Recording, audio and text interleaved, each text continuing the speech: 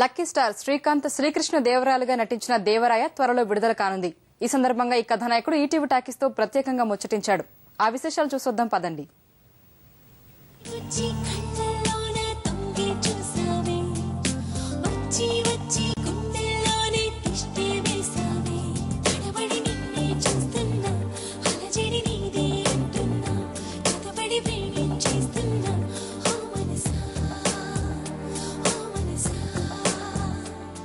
తెలుగు చిత్ర పరిశ్రమలో అనతి కాలంలోనే 100 చిత్రాల మైల్ రాయిని దాటిన మైటీ స్టార్ శ్రీకాంత్ ప్రతినాయకుడిగా పరిచయమై కథానాయకుడిగా ఎదిగిన ఈ ఫ్యామిలీ హీరో ఇప్పుడు అన్ని వర్గాల ప్రేక్షకుల్ని ఆకట్టుకునే ప్రయత్నం చేస్తున్నారు. ఇటు ఫ్యామిలీ చిత్రాలతో పాటు అటు యాక్షన్ భక్తిరస చిత్రాల్లోనూ నటించి తనదైన ముద్ద వేసుకుంటున్నారు. ఇప్పుడు తాజాగా దేవరాయ చిత్రంలో కృష్ణదేవరాయలుగా కనిపించబోతున్నారు. ఇప్పుడు ఆయన మనతో పాటు ఉన్నారు. ఆయనతో పాటు 500 ఏళ్ళు వెనక్కి ఆ సంగతులు ఏంటో తెలుసుకునే ప్రయత్నం చేద్దాం. హాయ్ సార్, ఎలా ఉన్నారు? సూపర్. 100 చిత్రాలు మైల్ రాయిని దాటారు. ఇప్పుడు ఎలా అనిపిస్తుంది సార్ మీకు?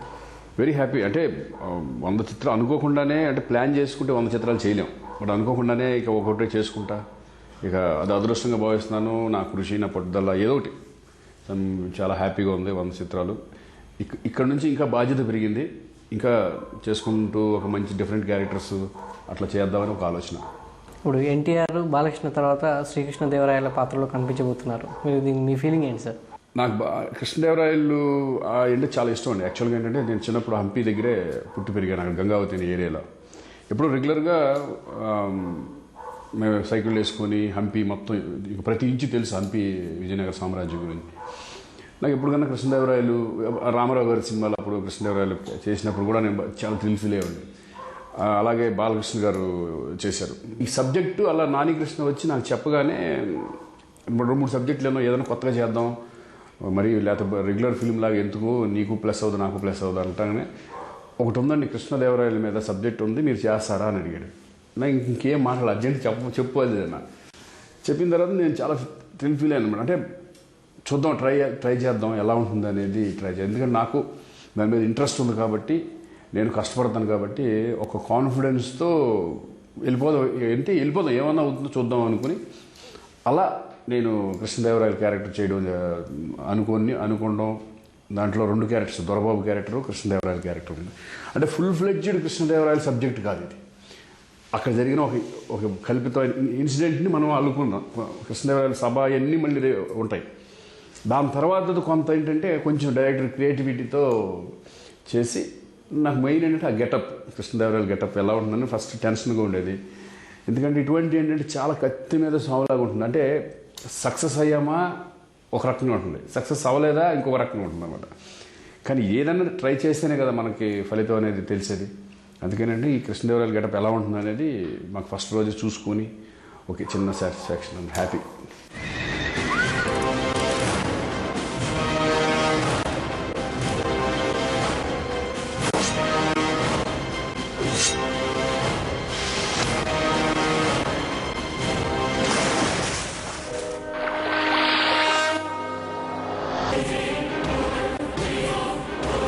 ఒక్కలు లెక్క పెట్టుకుంటూ కూర్చోడానికి నేనేమి కృష్ణ పరమాత్మని కాదు. కృష్ణదేవరాయలు అంటే ఒక ఆహార్యం, ఒక రాజుగా, ఒక శృంగార పురుషుడిగా, ఒక మహాకవిగా ఆయన మన చరిత్ర చెప్తుంది.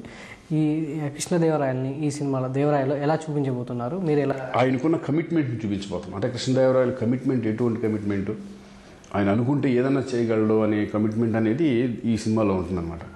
అంటే ఓన్లీ ఆ క్యారెక్టర్ని ఎంటర్టైన్మెంట్ వేలో తీసుకెళ్ళాలి. ఎందుకంటే కృష్ణదేవరాయలు ఎంటర్టైన్మెంట్ జోకులు అలా అతను ఉన్న కమిట్మెంట్, సీరియస్నెస్, అతను ఏదైనా అనుకుంటే అది జరిగిపోవాలి, ఆ కమిట్మెంట్ది ఈ సినిమాలో చూపించామన్నమాట. చాలా సీరియస్గా ఉంటుంది క్యారెక్టర్, సీరియస్గా ఉంటుంది. మంచి డైలాగ్స్, పవర్ఫుల్ డైలాగ్స్. ఎంత చేసినా మనం డబ్బింగ్ దగ్గర చేసుకోవచ్చు అని అక్కడ వదిలేసాం అనుకోండి, లిప్ దగ్గర తేడా వచ్చేస్తుంది. అందుకని అక్కడ ఒరిజినల్గా చెప్పేటప్పుడు కూడా ఆ కేర్ తీసుకొని ఆ డైలాగ్ డిక్షన్ రామారావు గారు గుర్తుపెట్టుకొని వాళ్ళే అన్ని కొంచెం వాళ్ళు ఇన్స్పిరేషన్ తీసుకొని ఈ రకంగా ఎలా చెప్తే బాగుంటుంది అని అవి నేను మిక్స్ చేసుకుని కొన్ని నా డైలాగ్స్ నేను నా స్టైల్ ఆఫ్ మిక్స్ చేసుకొని అలా చెప్పుకుంటూ వెళ్ళాం. వరుసగా తప్పులు చేసుకుంటూ వెళ్తుంటే ఒక్కలు లెక్క పెట్టుకుంటూ కూర్చోడానికి నేనేమి కృష్ణ పరమాత్మని కాదు. ఏమది ఒకే పాలన కిందకు తేవాలను చూచుటకు భారతావని బాబర్ అబ్బసొత్త అతని అనుమతి తేరి తెచ్చిన జాగీర. హెచ్చరికలు చేస్తే తల తీస్తానని చెప్తున్నా.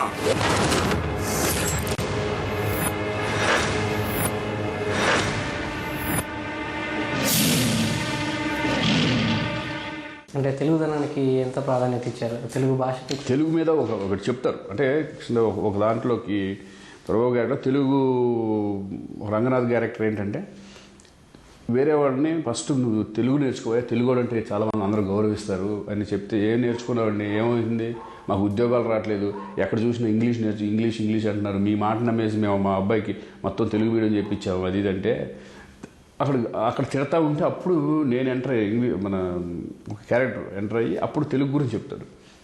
ఫస్ట్ తెలుగు ఈ ఆధునిక అనుకున్న దేశాలన్నీ ఈ కళ్ళు కూడా జరగకముందే పుట్టిన దేశం రా ఇది మనదే. తెలుగు అనేది అంత గొప్పది, దేశ భాషలో అంత తెలుగు లెస్ అని ఒక డైలాగ్ ఉంటుంది. పద్యం లాగా, ఈ పద్యం మనకు రాదు, అప్పుడు చెప్పేశాం. కానీ ఉగ్గిపాల నుండి ఉయ్యాలలో నుండి ఈ టైప్ ఆఫ్ ఇవి ఉంటాయి. ఆ డైలాగ్స్ ద్వారా దాని గొప్పదనం గురించి చెప్పడం జరిగింది. అంతేగాని కృష్ణదేవరాయలు ఆస్థానంలో అష్టదిగ్గజాలు ఈ పద్యాలు గిద్యాలు అట్లా ఉండవు. దిస్ ఇస్ ప్యూర్లీ కమర్షియల్ వాల్యూస్తో ఉన్న సినిమా. తెలుగుదనం గురించి చక్కగా కృష్ణదేవరాయలు చెప్పేది అట్లా ఉంటాయి.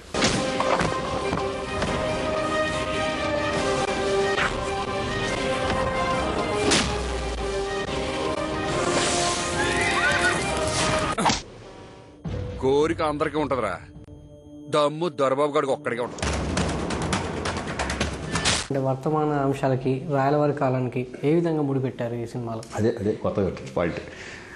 ఆ ఇంట్రెస్ట్తోనే చేసిందనమాట. అంటే రెగ్యులర్ ఫుల్ ఫ్లెడ్జ్డ్గా కూడా అది చేయలేము మనం. ఇప్పుడున్న దాంట్లో నేను అంత ధైర్యం చేయలేను. రామారావు వాళ్ళు వేరు, మనం వేరు. అందుకేంటంటే దాన్ని ఏంటంటే సోషల్ ఫ్యాన్సీగా మిక్స్ చేసి ఒక అంశాలు పుట్టిన ఒక దొరబాబు. అంటే కృష్ణదేవరాయల అంశాలు పుట్టినాడు, కృష్ణదేవరాయలు కాదు, సేమ్ అంశాలు పుడతాం. అంటే రెజంబ్లెన్స్ ఊరిని ఏం చూపించామంటే కృష్ణదేవరాయలు గారు కళాకారుడు, కళలను ప్రోత్సహించేవాడు. అంటే ఇక్కడ ఈ దొరబాబు దొమ్మరమేళం ఇప్పుడు అట్లా వీళ్ళు అష్టదిగ్గజాలు అక్కడ ఉండేవాళ్ళు, కవులు ఉండేవాళ్ళు. అంటే ఊరిని అది చిన్న రిజంబ్లెన్స్ గురించి అంటాడు. మామూలు ఉన్నాళ్ళవా అష్టదిగ్గజాలు అని చెప్పేసి ప్యాకెట్ బ్యాచ్ ఇట్లా పెట్టారనమాట. అంటే అది వల్గారిటీగా ఏమి చూపించడం అటువంటిది ఏమి లేదు. ఇది ఎంటర్టైన్మెంట్ వేలు వెళ్ళే క్యారెక్టర్ దొరబాబు క్యారెక్టర్. కృష్ణదేవరాయలది అది వేరు. వీళ్ళిద్దరికి లింక్ ఏంటనేది సినిమాలో చూస్తే బాగా థ్రిల్లింగ్.